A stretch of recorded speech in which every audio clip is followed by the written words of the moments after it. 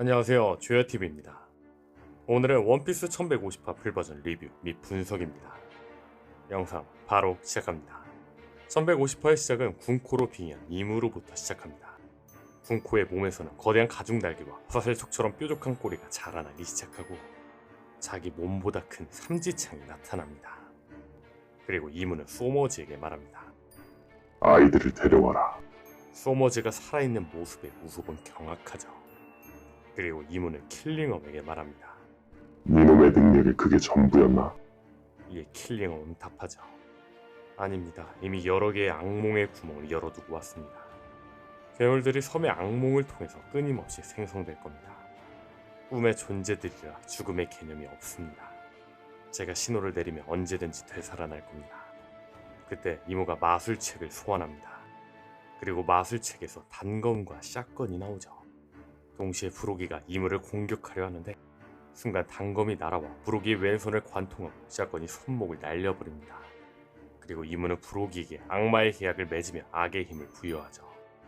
브로기는 땅속으로 삼켜지는데 곧이어 몸이 화염에 휩싸인 채로 다시 모습을 드러냅니다. 계약을 맺은 브로기는 다른 거인들보다 5-6배는 더 커지고 이무처럼 등에서 거대한 날개가 솟아나죠. 그리고 입에는 송곳니 4개가 나고 머리에는 검은 뿔 2개가 납니다. 심지어 브로기 손목이 잘려나갔는데도 거대한 양날 도끼를 휘두르기 시작하죠. 그리고 브로기는 기뻐하며 말합니다. 이 느낌은 뭐든지 할 수 있을 것 같다. 그때 이무는 암전지배라는 기술을 사용해 도리와 거병에 적던 일부도 신화로 만들어 복종시킵니다.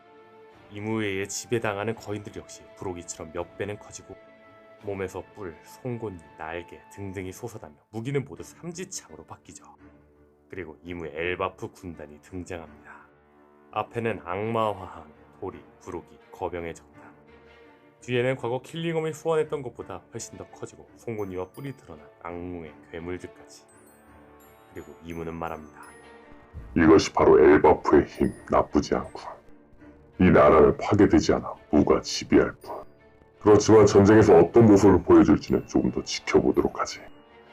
그리고 장면은 다른 거인들로 전환되고 거인들은 도리브로기에게 무슨 일이 생긴 것 같다며 야르에게 서둘러 피신하자고 말합니다. 이에 야르는 말하죠. 자랑스러운 전사에게 그게 할 소린가? 야르의 마지막 대사로 1150판의 끝이 납니다. 다음 주는 정상연재입니다. 이번 1150화에서는 이무의 엄청난 강함이 그려졌습니다. 다만 여기서 주목할 건 이 강함은 이무가 아닌 이무가 빙의한 군코를 통해 그려지고 있다는 거죠.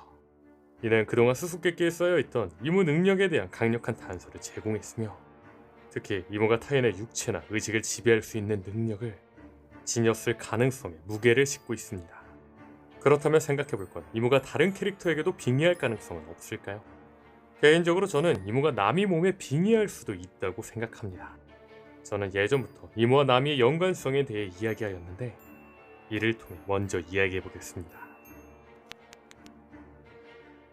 이무와 나미는 전혀 연관성 없는 인물이지만 떡밥으로 보자면 나미와 이무의 연관성은 우리가 생각했던 것보다 훨씬 많습니다. 일본어로 바다를 뜻하는 우미의 로마자 표기를 거꾸로 쓰면 이무가 됩니다. 즉 이무는 바다를 의미합니다. 그런데 나미의 일본어는 파도를 뜻하죠. 또한 오다스미 원피스를 그리기 전 에피소드 원피스의 원형이라 할 수 있는 로맨스 던에서 나미 역할을 한 주인공의 이름은 앤입니다.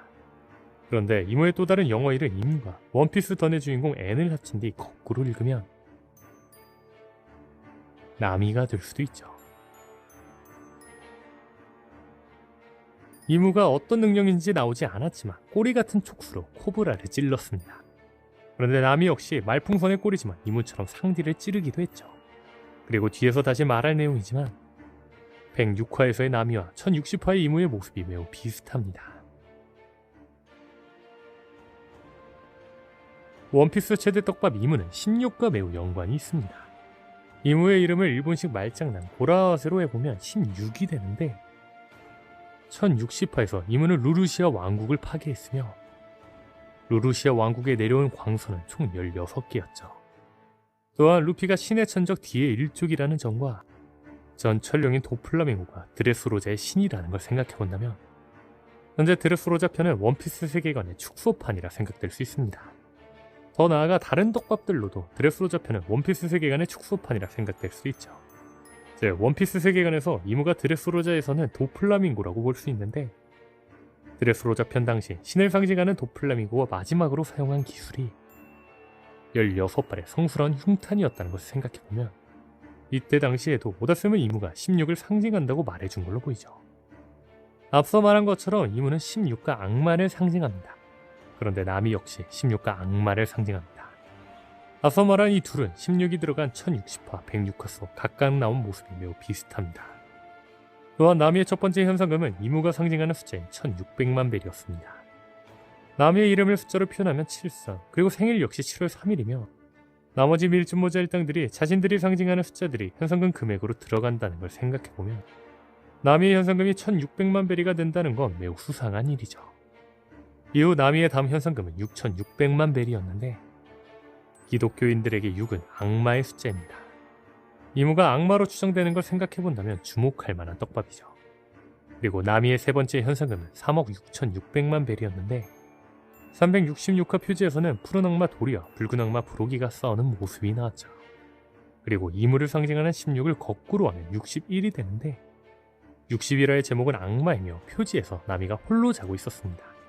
그렇다면 여기서 또 하나 재밌는 건 일본어로 자다는 네루로 읽을 수 있는데 이무의 성은 네로나라는 겁니다. 즉 제목이 악마인 61화에서 나미가 네로하고 있다는 거죠. 당시 저는 이러한 연관성들을 통해 나미가 이무의 네로나 가문이라는 떡밥이 아닐까 생각했습니다. 다만 이무가 다른 사람을 통해 빙의할 수 있다는 걸 생각해본다면 이는 이무가 나미의 몸에 들어온다는 떡밥일지도 모르죠. 그런데 이 가설대로라면 재밌는 상황이 나올지도 모르는데, 분명한 건 나미는 밀짚모자 일당의 항해사로서 폭풍우를 예측하고 날씨를 이용하여 전투를 펼치는 등 뛰어난 능력을 보여왔습니다. 당시 혹자들은 나미가 고대병기 중 하늘을 뜻하는 우라노스가 아니냐고 이야기했었죠. 분명한 건 나미의 날씨 능력은 단순히 항해술이나 과학기술의 영역을 넘어선 어떤 특별한 기원, 예를 들어 고대왕국이나 특정 혈통과 연관되어 있을지도 모릅니다. 그런데 여기서 재밌는 건 나미는 왕족이라는 떡밥도 있습니다.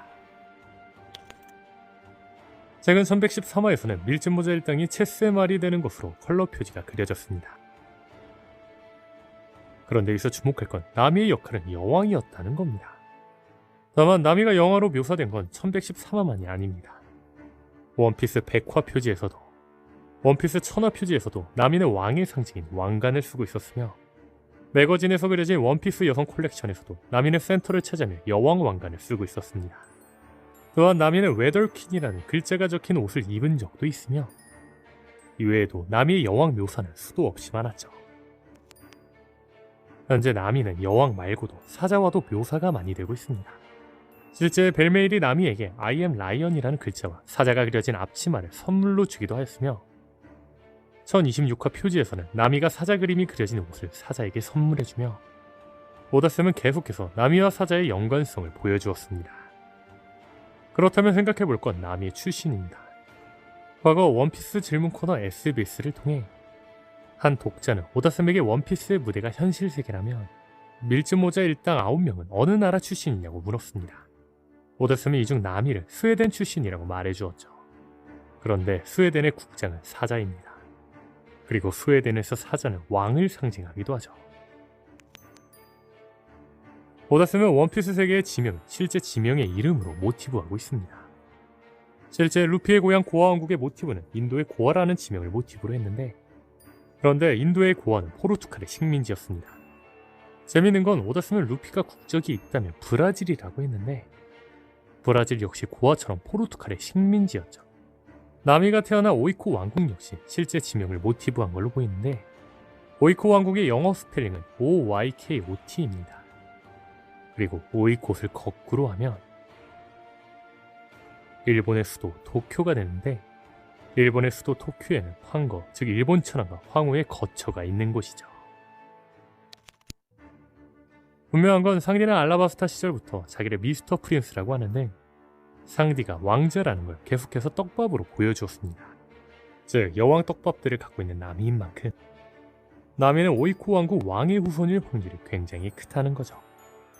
즉 남이의 오이코 왕국은 고대 왕국과 연관되어 있을지도 모른다는 거죠.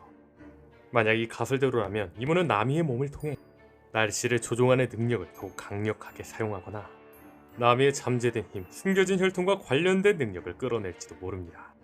다시 말해 이문은 나미를 단순히 일시적인 숙주가 아닌 이무의 힘을 증폭시키는 완벽한 그릇으로 여겨질 수 있다는 거죠. 과연 나미와 이무의 연관성은 무엇을 의미하고 있던 걸까요? 오늘 영상은 여기까지입니다. 시청해주셔서 감사합니다.